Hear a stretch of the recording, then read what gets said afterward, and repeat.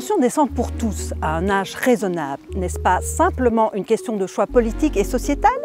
Bonjour et bienvenue dans cette opinion CSC consacrée aux pensions. Comment fonctionnent les pensions en Belgique?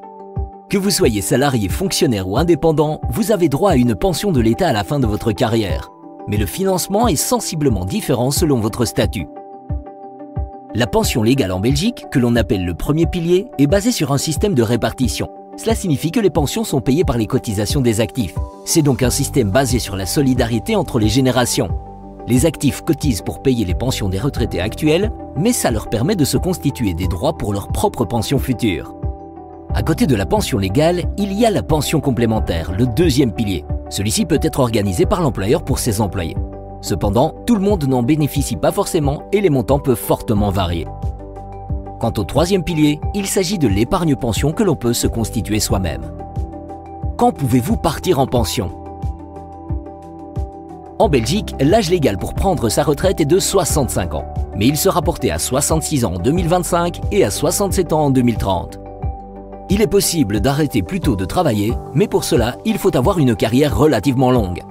42 ans de carrière pour partir à 62 ans, 43 ans de carrière pour partir à 61 ans et 44 ans de carrière pour partir à 60 ans. Quel sera le montant de votre pension? Eh bien, dans le régime des salariés, cela dépend principalement de 3 éléments. Premièrement, ce que vous avez gagné durant votre carrière professionnelle. Plus votre salaire est faible, plus votre pension risque d'être basse. Cependant, une pension minimale est prévue afin de protéger de la pauvreté les revenus les plus faibles. A l'inverse, plus vous avez gagné et plus votre pension sera élevée. Néanmoins, il y a un plafond, un montant à partir duquel gagner plus ne fait plus augmenter le montant de votre pension. Petite précision, seuls les salaires déclarés à l'ONSS sont pris en compte, pas le travail au noir donc. Deuxième élément entrant dans le calcul de votre pension, la durée de la carrière. Une carrière complète est égale à 45 ans. Pour cela, on prend en considération les années que vous avez prestées et les cotisations normales versées. Cependant, certaines périodes sans cotisation peuvent également être prises en considération, mais sous certaines conditions. C'est ce qu'on appelle les périodes assimilées. Congés de maternité ou de paternité, jours fériés, jours de revenus garantis en cas de maladie, vacances, chômage temporaire, etc.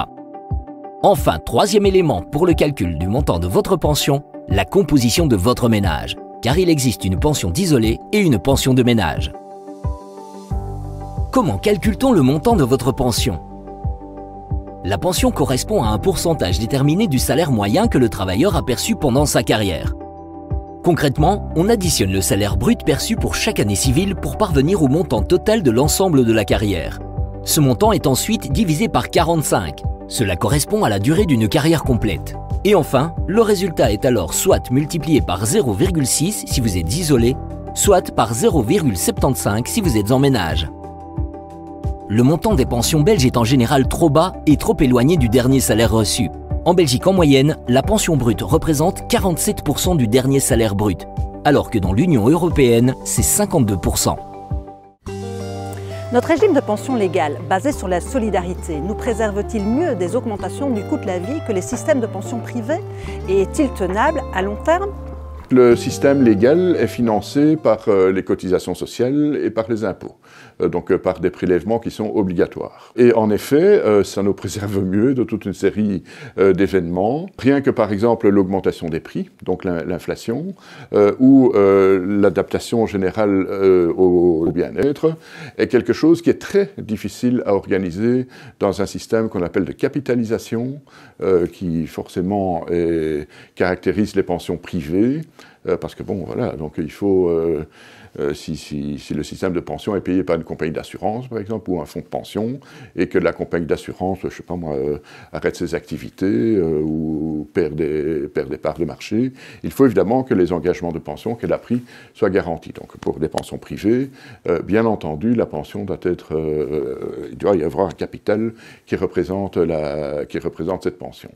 Mais c'est très difficile sur cette base-là d'organiser ne serait-ce que déjà une adaptation à l'index de la pension et quasi impossible donc d'organiser une adaptation au bien-être. En fait, un système de répartition est finalement plus sûr. Les conditions qui sont nécessaires pour garder un bon système de sécurité sociale sont à notre portée. Les chiffres l'attestent, les pensions des femmes en général sont plus faibles que celles des hommes. Mais pourquoi ? Arrivées à la retraite, les femmes perçoivent une pension qui est 26% moins élevée que celle des hommes. Et 60% des bénéficiaires de la pension minimum sont des femmes. Cette pension minimum a été relevée par ce gouvernement à 1 500 € par mois. Mais pour avoir 1 500 € de pension minimum, il faut avoir une carrière complète. Et une carrière complète, c'est 45 ans. Actuellement déjà, les femmes comptabilisent 34 années de carrière en moyenne, et les hommes 39 ans. Quand on dit que la pension est le reflet de la carrière, c'est effectivement le cas. Pour avoir une pension la plus élevée possible, il faut avoir des revenus élevés. Or, les secteurs féminins sont majoritairement les secteurs les moins bien rémunérés, et donc, puisqu'elles sont moins bien rémunérées, ça a une influence directe sur la pension. Les femmes connaissent sur le marché du travail beaucoup de temps partiel. Et donc ça se répercute au niveau des pensions. C'est elles aussi encore maintenant majoritairement qui prennent en charge les charges familiales.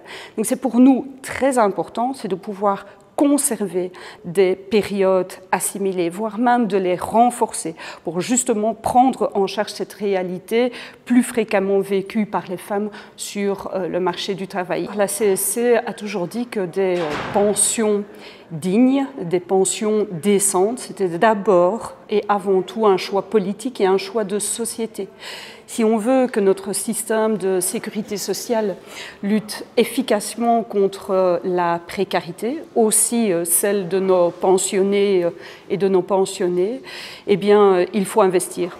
Il n'y a pas d'autre choix. Pour la CSC, il est important de pouvoir revaloriser les pensions en diminuant la carrière exigée pour une carrière complète et la remettre à 40 ans. Pour nous, il est important aussi, c'est qu'il y ait une indexation automatique au bien-être des pensions. Donc une liaison des montants de pension par rapport à la hausse des salaires et par rapport au niveau de vie. On ne peut pas dissocier, c'est le débat des pensions sur le débat de la carrière et certainement des fins de carrière. Quand on regarde quelqu'un qui commence jeune à travailler, arrivé jusqu'à des âges de 67 ans aujourd'hui, c'est clair qu'on est usé. Et donc il y a un moment, on a besoin de prendre du recul. Alors le gros problème évidemment, c'est que les âges sont toujours en train de remonter et ça décourage plus d'un évidemment, parce que quand on pense y arriver, on remonte de 2-3 ans. Les travailleurs doivent avoir des possibilités de fin de carrière à partir de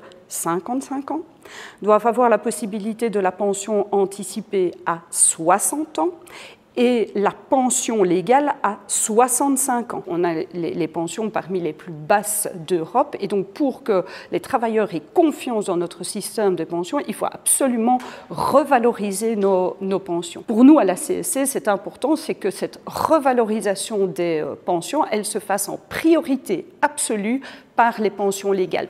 On l'entend, notre système de pension doit être réformé. Pour la CSC, cette réforme doit être ancrée dans une vision à long terme. La ministre Lallieu a récemment déposé sur la table du gouvernement quelques améliorations du système, mais ça reste des améliorations au système actuel. Ce n'est pas en soi une réforme structurelle. Notre mission au sein du Comité national des pensions, ce sera d'avoir un débat justement tenant compte des réalités futures du marché du travail pour repenser un système qui sera ancré dans un financement solide et pérenne, mais qui tiendra compte aussi de la réalité du marché du travail. C'est ici que se termine cette émission. Merci de nous avoir suivis. Bonne fête de fin d'année et à bientôt.